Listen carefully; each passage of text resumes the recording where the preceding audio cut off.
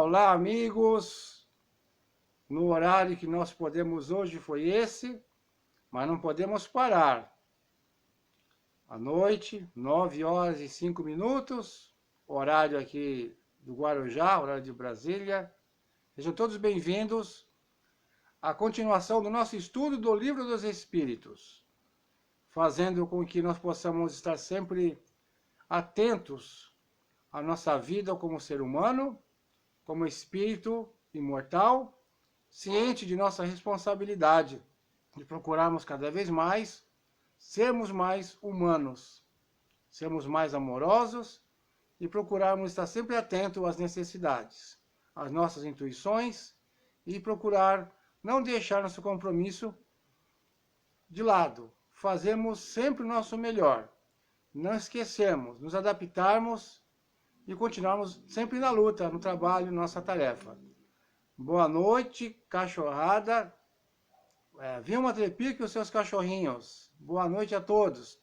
Temos algum amigo, algum irmão que está aparecendo também, seja bem-vindo. Vamos continuando o nosso estudo no Livro dos Espíritos. Estamos terminando o capítulo 11, onde nós vamos falar hoje das questões 890 até a 892. Amor maternal e filial. Agradeço a todos vocês que possam estar vendo aí com a gente ao vivo, aqueles que vão compartilhar e assistir mais tarde, aqueles que vão ter contato outro dia, outra hora. O importante é que nós possamos estar divulgando sempre a mensagem do Evangelho, a mensagem da doutrina espírita e colocando cada vez mais possibilidades de estarmos auxiliando de alguma forma as pessoas a refletirem sobre a vida, sobre si mesmo e como podem fazer para se melhorar e ter aquele famoso e tão esperado mundo melhor. Agradecemos a Deus, a Jesus, aos amigos espirituais e mais uma vez vamos dar continuidade ao nosso estudo. Então, voltando ao nosso assunto de hoje, Livro dos Espíritos, o capítulo é o 11, Lei de Justiça, de Amor e Caridade. Falando do item 4, amor maternal e filial. A questão é 890. O amor maternal é uma virtude ou um sentimento instintivo comum aos homens e os animais? Resposta: é uma coisa e outra. A natureza deu à mãe o amor pelos filhos, no interesse de sua conservação, mas no animal, esse amor é limitado às necessidades materiais. Cessa quando os cuidados se tornam inúteis.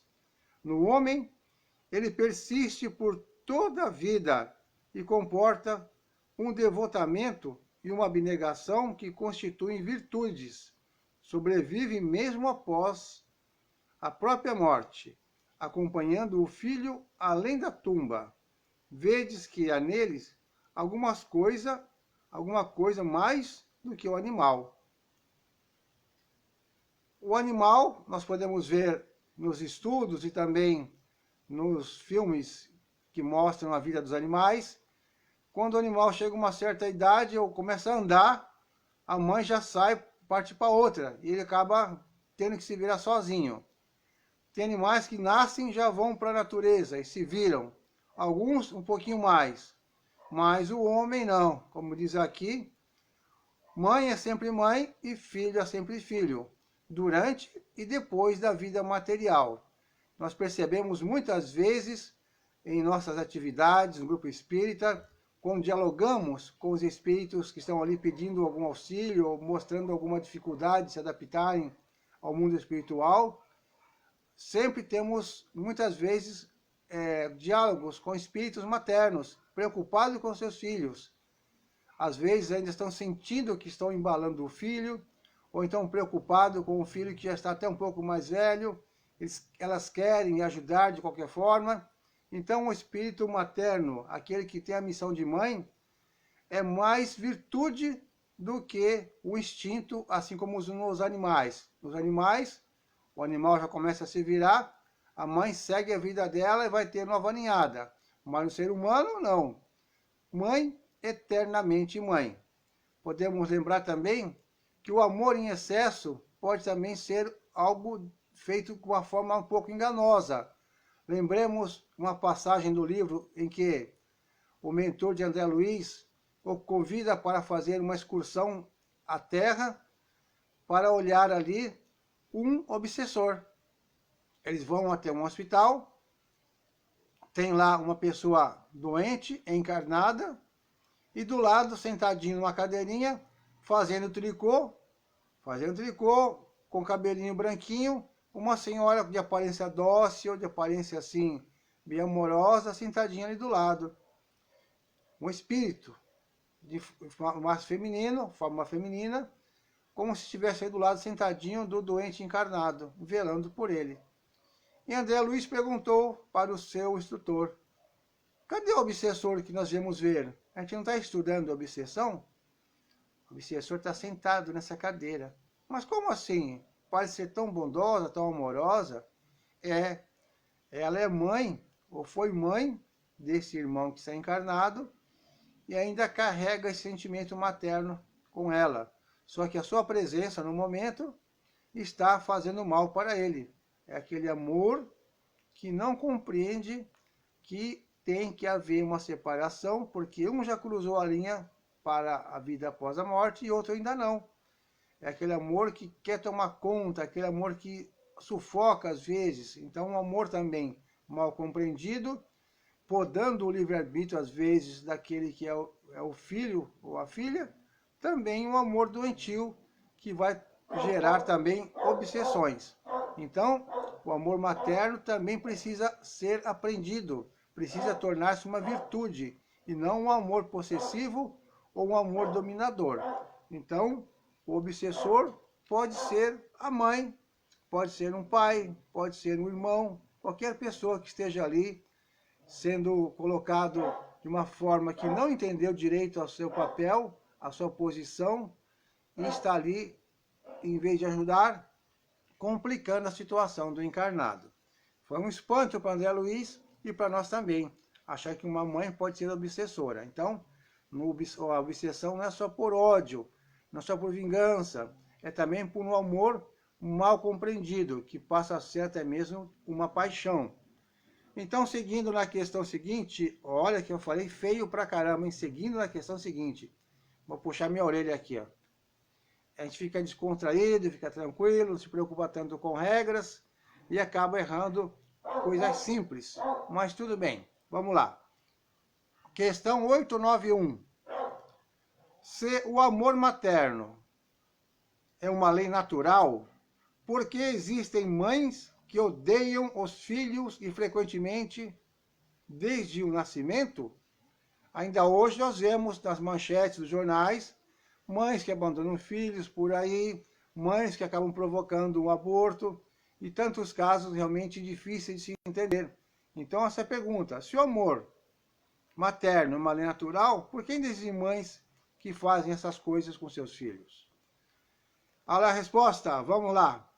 É, às vezes, uma prova escolhida pelo espírito do filho, ou uma expiação, se ele tiver sido um mau pai, mãe ruim ou mau filho, em outra existência. Em todos esses casos, a mãe ruim não pode ser animada senão por um mau espírito, que procura criar dificuldades ao do filho para que ele fracasse na prova desejada. Mas essa violação das leis naturais não ficará impune e o espírito do filho será recompensado pelos obstáculos que tiver superado. Então, ser mãe também é uma conquista, é uma virtude. Se naquela encarnação um espírito mau teve uma posição de mãe, não quer dizer que ainda esteja já em condições de ser uma mãe abnegada, uma mãe amorosa, uma mãe que faz tudo pelo filho. Ela ainda está ali em aprendizado. E às vezes ela tem algum resquício de um passado e lembra lá no seu íntimo, não claramente, que aquele espírito que veio como filho, na verdade, é algum devedor do passado. Ou um deve para um, ou outro deve para outro, não importa quem esteja devendo.